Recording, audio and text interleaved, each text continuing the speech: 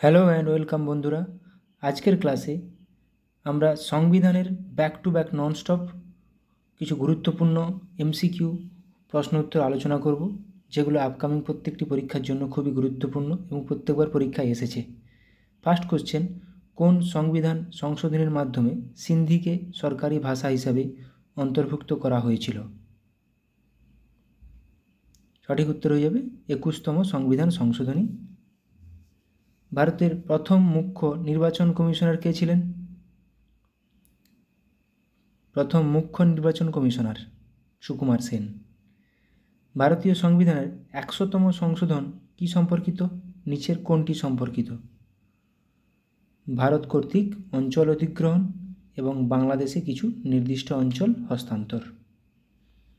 প্রতিটি গ্রাম পঞ্চায়েত ছোট ছোট অঞ্চলে বিভক্ত। এই অঞ্চলগুলোকে কি বলা হয়? ওয়ার্ড বলা হয়। ভারতীয় সংবিধানের কোন তফসিল ভারতের ভাষার সাথে সম্পর্কিত? ভাষা, ল্যাঙ্গুয়েজ, 8ম তফসিল। কে ভারতের দ্বিতীয় সর্বোচ্চ অফিস পান? এটা পরীক্ষায় আসা কোশ্চেন। উপরাষ্ট্রপতি। কে লোকসভার প্রোটেম স্পিকারের শপথ গ্রহণ করান? রাষ্ট্রপতি। ভারতীয় সংবিধানের 51A অনুচ্ছেদ নিম্নলিখিত কোন বিষয় নিয়ে আলোচনা করা হয়েছে? 51A 51A অনুচ্ছেদে মৌলিক কর্তব্য। ভারতীয় সংবিধানের কোন আর্টিকেল গ্র্যান্ট ইন এড সম্পর্কিত? Grant in add, article 275। রাষ্ট্রপতির কার্যকালের মেয়াদ কত বছর?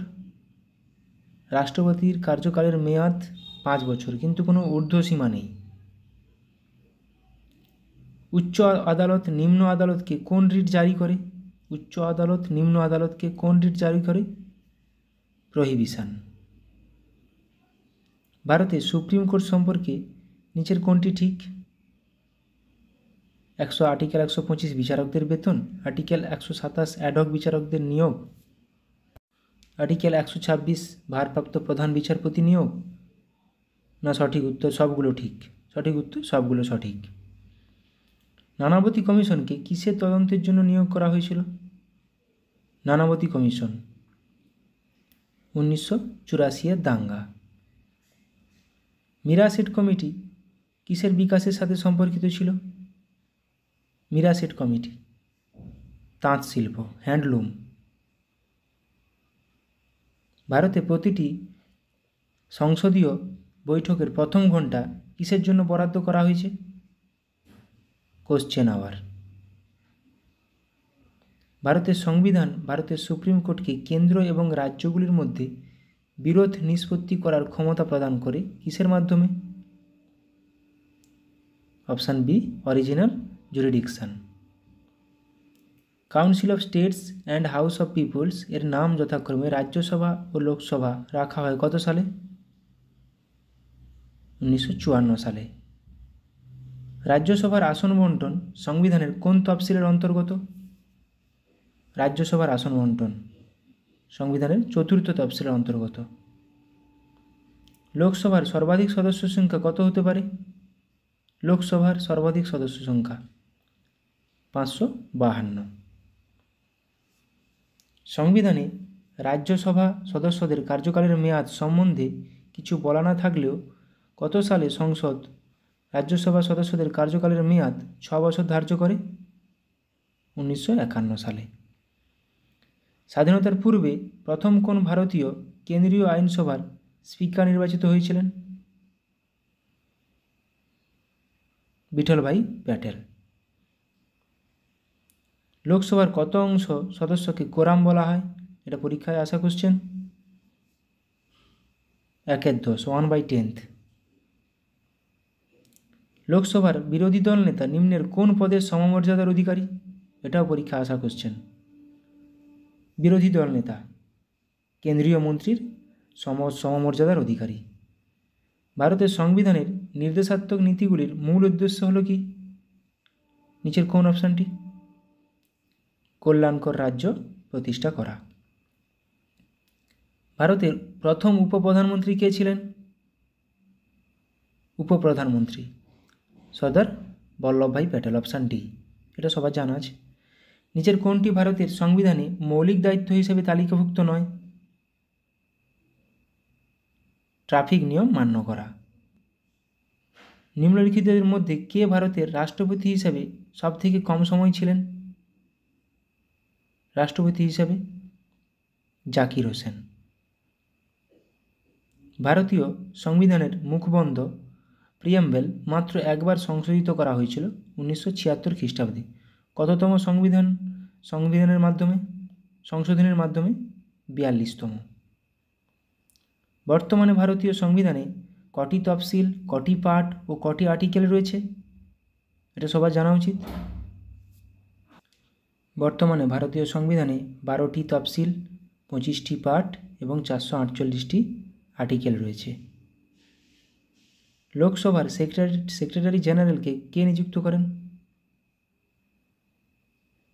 লোকসভার স্পিকার। লোকসভার সদস্য সংখ্যার সর্বাধিক কত অংশ সদস্য নিয়ে মন্ত্রিসভা গঠন করা যেতে পারে?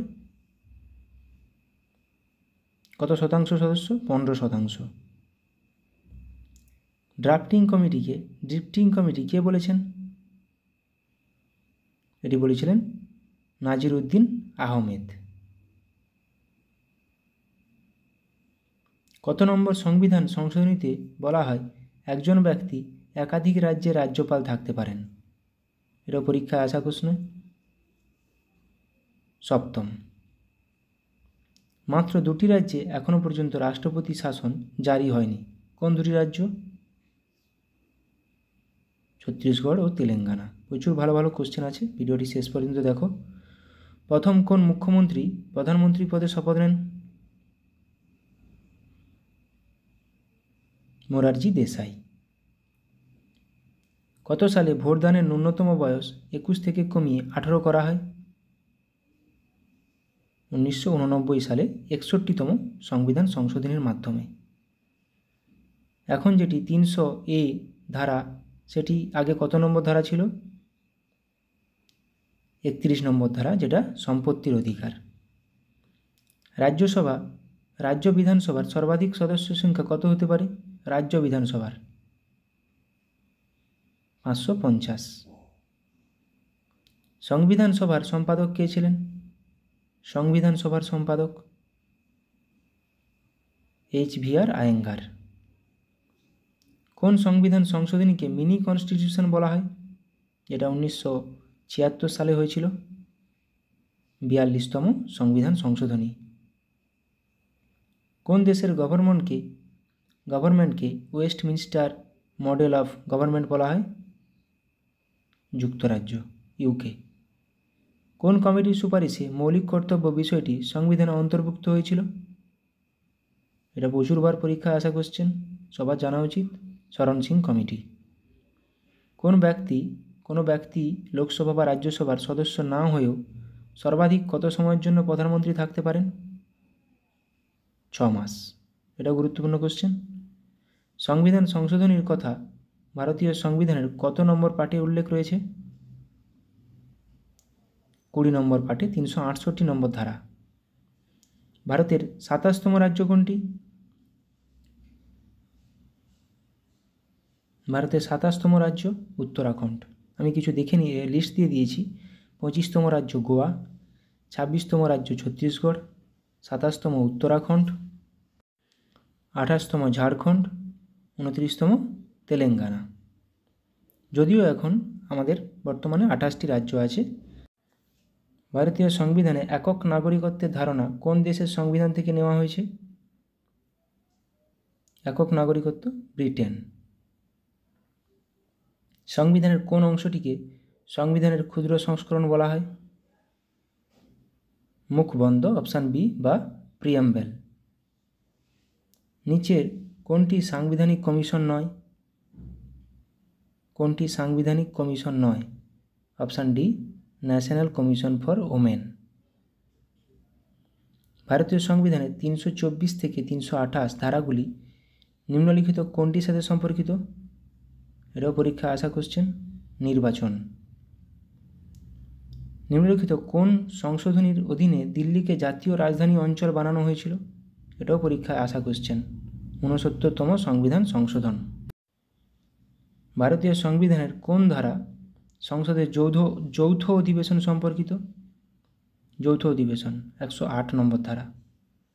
তেলেঙ্গানা রাজ্য গঠনের জন্য কোন কমিটি নিয়োগ করা হয়েছিল? শ্রীকৃষ্ণা কমিটি। ভারতীয় সংবিধানের কোন তফসিলে অ্যান্টি ডিফেকশন বা দলত্যাগ বিরোধী আইন রয়েছে? দলত্যাগ বিরোধী আইন 10ম তফসিল 10th শিডিউল। ভারতীয় সংবিধানের 7ম তফসিল অনুযায়ী জমি ও বাড়ির উপর কর কোন লিস্টে রয়েছে? স্টেট লিস্টে। লোকসভার স্পিকার তার পদত্যাগপত্র কার কাছে জমা দেন? পরীক্ষায় আসা প্রশ্ন এটা। লোকসভার ডেপুটি স্পিকার। কন্ট্রোলার ও অডিটর জেনারেল সংসদের কোন কমিটির সাথে যুক্ত থাকেন? Public accounts committee. ভারতীয় সংবিধানের কোন ধারাকে ডক্টর বি.আর. আম্বেদকর সংবিধানের হৃদয় ও আত্মা বলেছেন? কত নম্বর ধারাকে?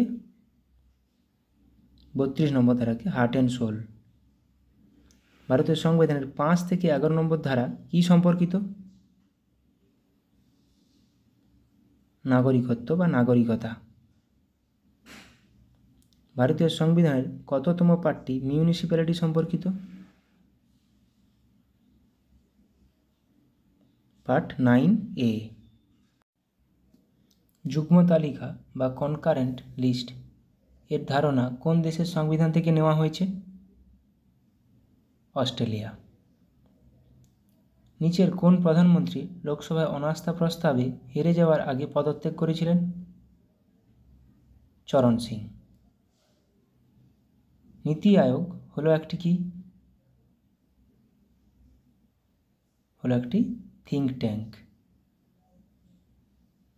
পাঞ্জাব ও হরিয়ানার আলাদা রাজ্যের স্বীকৃতির সাথে কোন কমিশন যুক্ত?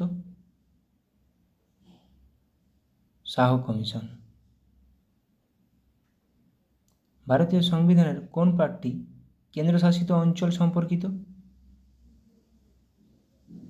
পার্ট 8। ভারতীয় সংবিধানের যুগ্ম তালিকায় কতগুলি আইটেম রয়েছে? যুগ্ম তালিকায় কনকারেন্ট লিস্টে কতগুলো আইটেম রয়েছে? 52টি। লিস্টগুলো দেখে নেব। রাজ্য তালিকায় কতগুলো আছে? 61টি। কেন্দ্র তালিকায় 100টি। যুগ্ম তালিকায় 52টি। ভারতীয় সংবিধানের রাজ্য তালিকায় কতগুলি আইটেম রয়েছে? এখনই করলাম। রাজ্য তালিকায় 61টি আইটেম রয়েছে। পঞ্চায়েত ব্যবস্থার সর্বনিম্ন স্তরটি কোনটি? ভারতের গ্রাম পঞ্চায়েত ব্যবস্থায় সর্বনিম্ন স্তর গ্রাম পঞ্চায়েত। ব্লক স্তরে পঞ্চায়েত সমিতি এবং জেলা স্তরে জেলা পরিষদ। পৌরসভার সদস্য হওয়ার জন্য কোনো ব্যক্তির ন্যূনতম বয়স কত হতে হবে? 21 বছর। প্রথম সংবিধান সংশোধনী আইন পাস হয়েছিল কত সালে? 1951 সালে। কততম সংবিধান সংশোধনীর মাধ্যমে লোকসভার মেয়াদ 5 বছর থেকে বাড়িয়ে 6 বছর করা হয়েছিল? 42তম সংবিধান সংশোধনীর মাধ্যমে। এবার আমরা কিছু আমাদের ভারতীয় সংবিধানের কোন দেশ থেকে কী কী নেওয়া হয়েছে সেগুলো নিয়ে একটু আলোচনা করব। গ্রেট ব্রিটেন থেকে কী কী নেওয়া হয়েছে? সংসদীয় শাসন ব্যবস্থা, আইনের শাসন এবং আইনের প্রণয়ন পদ্ধতি, একক নাগরিকত্বের ধারণা, দ্বিকক্ষ বিশিষ্ট সংসদ, লোকসভার স্পিকার, প্রধানমন্ত্রী, রাষ্ট্রপতি, শক্তিশালী নিম্নকক্ষ। এখান থেকে মনে রাখতে হবে একক নাগরিকত্ব গ্রেট ব্রিটেন, দ্বিকক্ষ বিশিষ্ট সাংসদ এবং সংসদীয় শাসন ব্যবস্থা। আমেরিকা যুক্তরাষ্ট্র থেকে কী কী নেওয়া হয়েছে? প্রস্তাবনা ও মৌলিক অধিকার। আমেরিকা যুক্তরাষ্ট্র থেকে নেওয়া হয়েছে প্রস্তাবনা ও মৌলিক অধিকার, বিচার ব্যবস্থার স্বাধীনতা, সুপ্রিম কোর্ট ও হাইকোর্টে বিচারপতিদের অপসারণ পদ্ধতি, তাহলে আমেরিকা যুক্তরাষ্ট্র থেকে নেওয়া হয়েছে রাজ্যসভার চেয়ারম্যান রূপে উপরাষ্ট্রপতি, অঙ্গরাজ্যের শাসন ব্যবস্থা। কী কী নেওয়া হয়েছে? প্রস্তাবনা, মৌলিক অধিকার, বিচার ব্যবস্থার স্বাধীনতা, সুপ্রিম কোর্ট ও হাইকোর্টে বিচারপতিদের অপসারণ পদ্ধতি, উপরাষ্ট্রপতি, অঙ্গরাজ্যের শাসন ব্যবস্থা।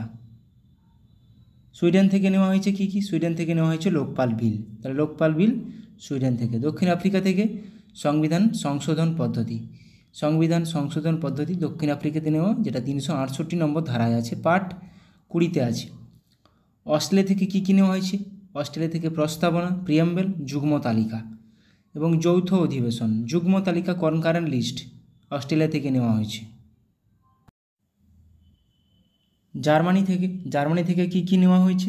জরুরি অবস্থা। ইমার্জেন্সিগুলি নেওয়া হয়েছে জার্মানি থেকে 352, 356 এবং 360। ন্যাশনাল, স্টেট এবং অর্থনৈতিক। জাপান থেকে সুপ্রিম কোর্টের কার্য পরিচালনা নিয়মাবলী নেওয়া হয়েছে। কানাডা থেকে নেওয়া হয়েছে যুক্তরাষ্ট্রীয় ব্যবস্থা এবং শক্তিশালী কেন্দ্রের উপস্থিতি। কানাডা থেকে নেওয়া হয়েছে যুক্তরাষ্ট্রীয় ব্যবস্থা এবং শক্তিশালী কেন্দ্রের উপস্থিতি। সোভিয়েত রাশিয়া থেকে, মানে যেটা ইউএসএসআর, এখন যেটা রাশিয়া, থেকে কী নেওয়া হয়েছে? গুরুত্বপূর্ণ দুটি জিনিস কী নেওয়া হয়েছে? মৌলিক কর্তব্য এবং পঞ্চবার্ষিকী পরিকল্পনা। তাহলে মৌলিক কর্তব্য কোথা থেকে নেওয়া হয়েছে? রাশিয়া, পঞ্চবার্ষিকী পরিকল্পনা ও ন্যায় বিচার, এগুলো আসে পরীক্ষাতে। আয়ারল্যান্ড থেকে নেওয়া হয়েছে সবচেয়ে গুরুত্বপূর্ণ জিনিস কি? ডিপিএসপি, রাজ্যসভার রাষ্ট্রপতি দ্বারা মনোনীত সদস্য, রাষ্ট্রপতি নির্বাচন পদ্ধতি এবং রাষ্ট্র পরিচালনার নির্দেশমূলক নীতি, ডিরেক্টিভ প্রিন্সিপাল, ডিপিএসপিএ অফ স্টেট পলিসি। তারপরে ভারত শাসন আইন 1935 থেকে কী নেওয়া হয়েছে? যুক্তরাষ্ট্রীয় কাঠামো, যুক্তরাষ্ট্রীয় বিচার ব্যবস্থা এবং রাজ্যপাল। ভারত শাসন আইন 1935 থেকে যুক্তরাষ্ট্রীয় কাঠামো, যুক্তরাষ্ট্রীয় বিচার ব্যবস্থা এবং রাজ্যপাল। আয়ারল্যান্ড থেকে ডিপিএসপি, গুরুত্বপূর্ণ রাষ্ট্রপতি নির্বাচন পদ্ধতি। আচ্ছা, আপাতত এতগুলো কোশ্চেনই করালাম। ভিডিওটি ভালো লাগলে বন্ধুদের সাথে শেয়ার করো এবং কোনো যদি কিছু টপিক ছাড়া হয়ে যাচ্ছে বা কিছু বাকি থেকে যাচ্ছে অবশ্যই কমেন্টে জানাও, সেগুলো নিয়ে আলোচনা অবশ্যই করব। ভালো থাকো সবাই, সুস্থ থাকো। Thank you. এবং 15 তারিখ ক্লার্কশিপের এক্সাম হবে, তো সেইটা মাথায় রেখে পূজাতেও একটু আনন্দ করো এবং ভালোভাবে প্র্যাকটিসও করো, পড়াশোনা করে যাও সবাই। চাকরি পেতেই হবে। আরেকটা জিনিস, তুমি যদি কষ্ট করো অবশ্যই তুমি সফল হবে। Thank you.